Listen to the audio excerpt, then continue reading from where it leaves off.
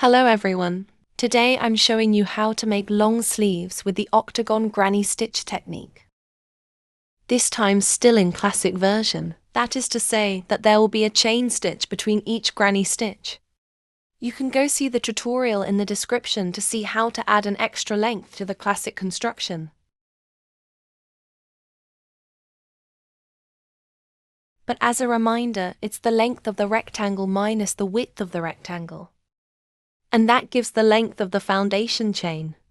So we have our measurement for a shirt. But how do we have an extra length on the sleeves? As we saw, the width of the garment is also the length of the sleeve with the neckline. So for example, I have 55 centimeters with a classic construction. But let's suppose that I want a sleeve of 75 centimeters instead of 55. That is to say, I want an extra length of 20 centimeters on my sleeve. Of course, I always let you do your own measurements and calculations to get the extra length for the sleeve. The materials I use are as usual something to write on: scissors, tape measure, stitch markers. In this tutorial, I'm going to use this recycled cotton from Action. It suggests a size 4 to 5 hook and I have a 6 mm hook. But you can use any materials you like. We always start with a slip knot. And we're going to make a chain of chain stitches, the length of the base chain we calculated. For me, it's 45 centimeters.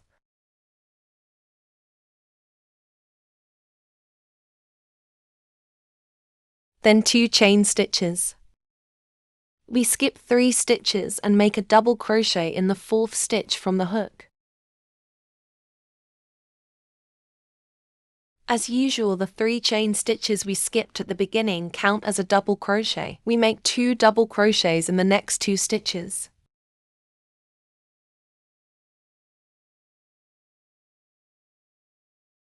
Now we have a total of 4. 1 chain stitch and we skip the next stitch. And we make a double crochet in the next stitch. And 2 double crochets in the 2 stitches that follow.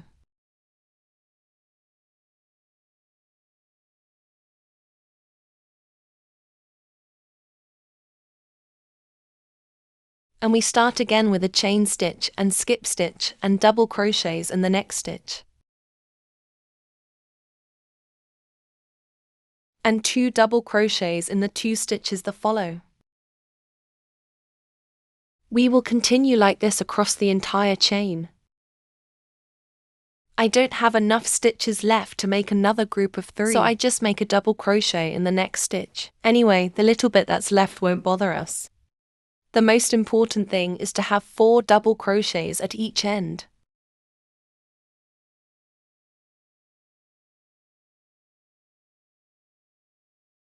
I'm at 44 centimeters and that's perfect. We will now crochet around our first row and have 4 corners so that it's a rectangle. That is 2 corners at each end. We always start with 3 chain stitches. This is the first double crochet. And we make 2 double crochets in the space of the last double crochet. And I have my first granny stitch, then 2 chain stitches and I make another cluster of 3 double crochets in the same space. And I have the second granny stitch. So, again, as a reminder, a granny stitch is a cluster of 3 double crochets crocheted in the same space or in the same stitch. We are on the classic version, so I make a chain stitch, then granny stitch in the next space. I think you are used to this pattern by now.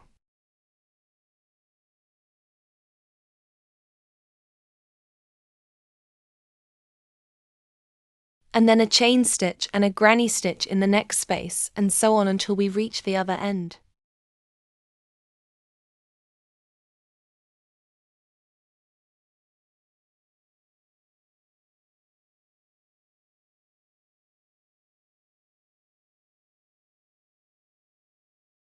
We make a chain stitch, and we make a granny stitch in the space of the 3-chain double crochet, which is at the very end.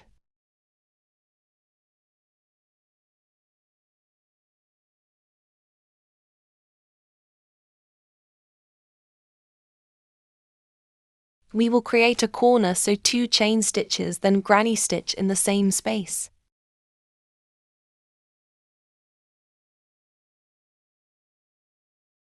We create a second corner with 2 chain stitches and granny stitch in the same space. So there we have created 2 corner spaces, and there are 3 granny stitches in total in the same space. And we continue the pattern with a chain stitch, then granny stitch in the next space. And we continue like this until we return to the very beginning of the row.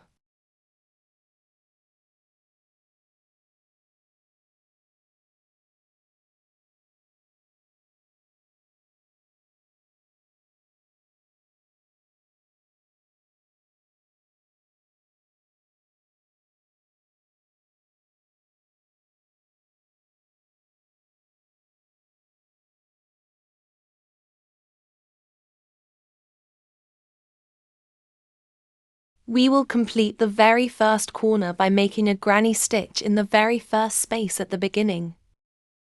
And so as for the other side, we have a total of 3 granny stitches in the same space. And instead of closing with 2 chain stitches, we make a half double crochet at the very top of the first double crochet of the row. That is at the top of the 3 chain stitches. We have the base of our rectangle. I showed you this part just how it happens when it's a classic granny stitch. But the rest is exactly the same as in the other tutorials that you can see in the description and on my channel. So if you want to use the classic version of the granny stitch, you just have to remember that there is a chain stitch between each granny stitch, and 2 chain stitches between 2 granny stitches in the same corner space when you make the corners.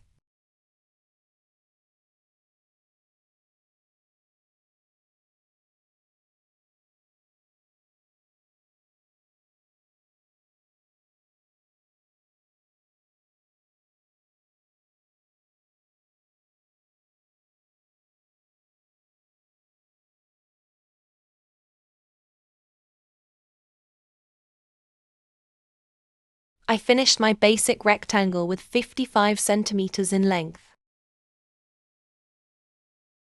and exactly 15 centimeters in width. I'm going to mark with a stitch marker the neckline width that I want to have.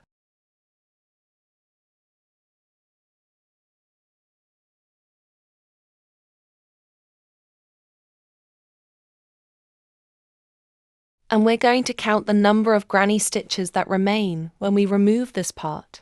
So everything to the right of the marker.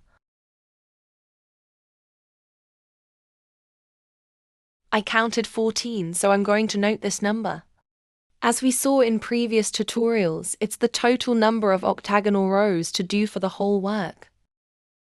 Now we're going to determine the number of granny stitches there are on our additional sleeve length.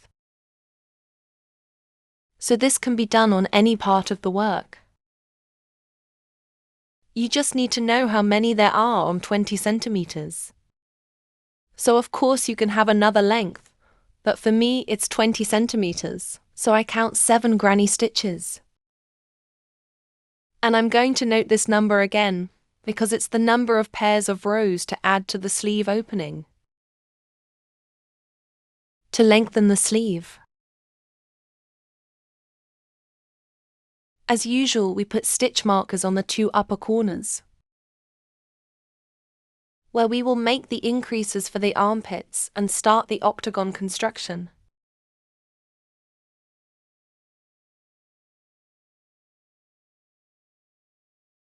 We start the row as usual up to the stitch marker.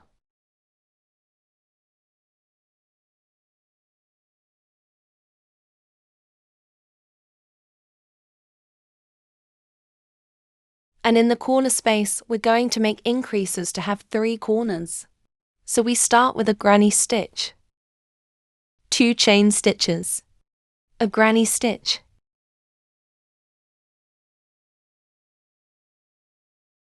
2 chain stitches, another third granny stitch,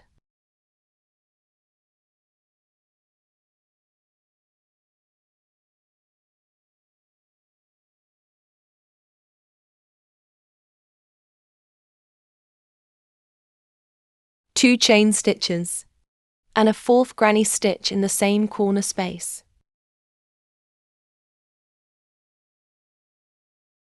And there, I have 3 corners. 1, 2, 3. We continue the pattern and do exactly the same thing at the second stitch marker.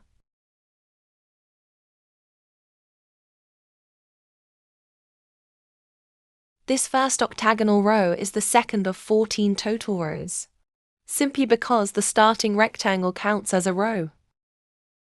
This would have been the first row if we didn't need a rectangle for extra length. And the first octagon row would have been the second row. So there we have 1, 2, 3, 4, 5, 6, 7, 8 corners. We'll still do the second row normally as we usually do.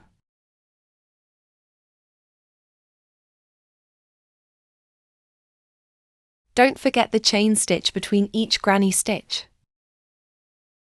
And in the corner space, granny stitch, 2 chain stitches, granny stitch.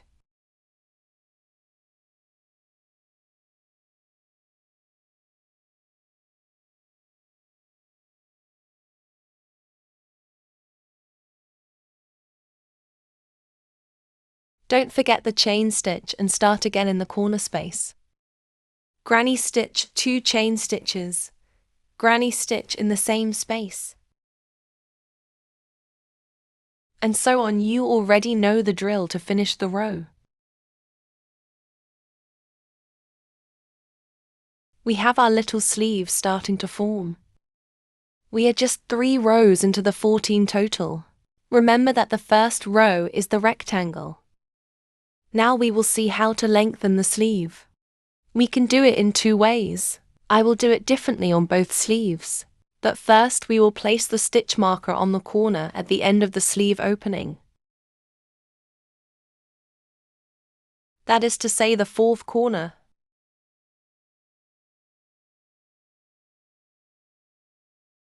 And the 6th, because it must be at the end of the sleeve opening in the direction of the crochet work. As we noted, we need 7 round trips per sleeve. And these 7 round trips can be distributed in different ways.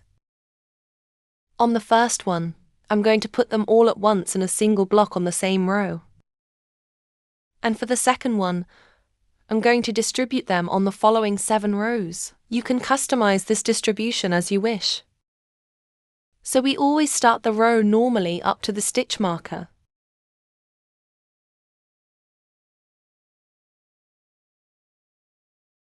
I arrive at the marked corner. I'm going to do a granny stitch in the space with the marker, without removing the marker for now. Then we turn. 3 chain stitches. Then granny stitch in the next space. It's the classic pattern. 1 chain stitch and granny stitch. And we continue until we finish this side.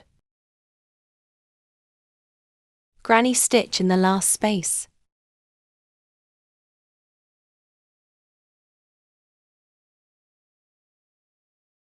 We finish the back, we turn.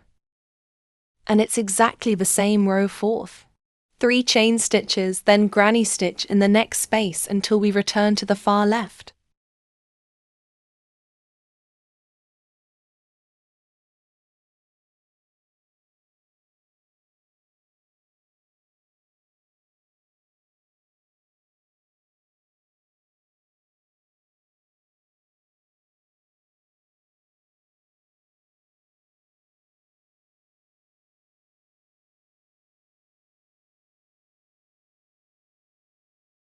So there, we've done 1 back and forth.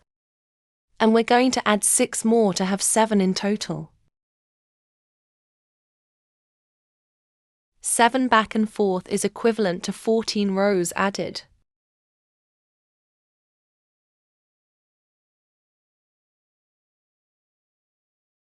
I can do a quick check to see if it corresponds to my 20 centimeters. 22, we're not far off. And there we will continue the row. So I start by turning in this corner. So I chain 2 and a second granny stitch in this corner.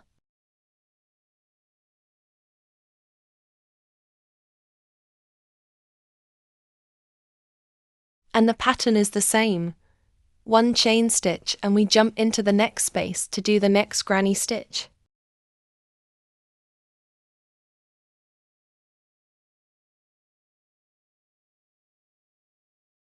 I'm going to move my stitch marker into my new corner number 4, which is now at the very top here.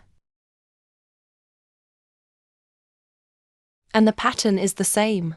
That's the advantage of the granny stitch. You can work it in both directions.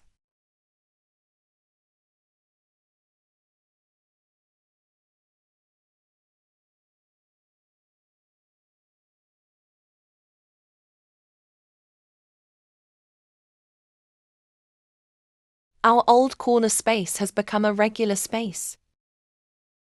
And we continue until we reach the next stitch marker. We've reached the second one, and as we saw earlier,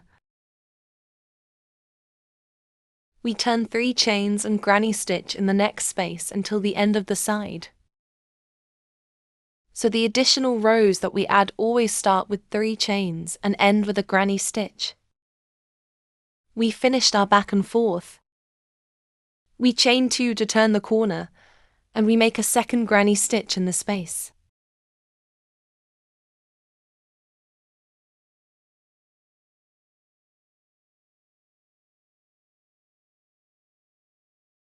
We're going to move the stitch marker to the new corner and continue normally to finish the row.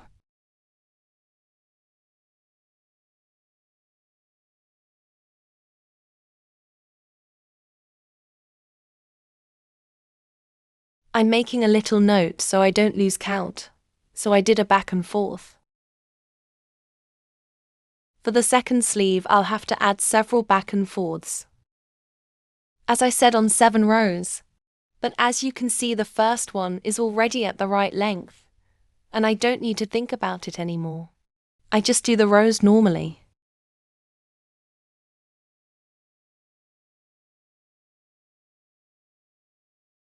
And 2 back and forths.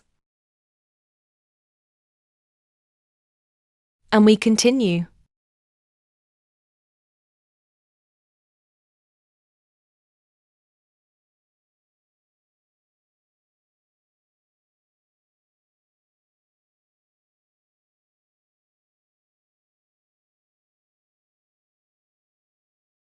I'm at 10 octagonal rows. I have 4 left on the 14th.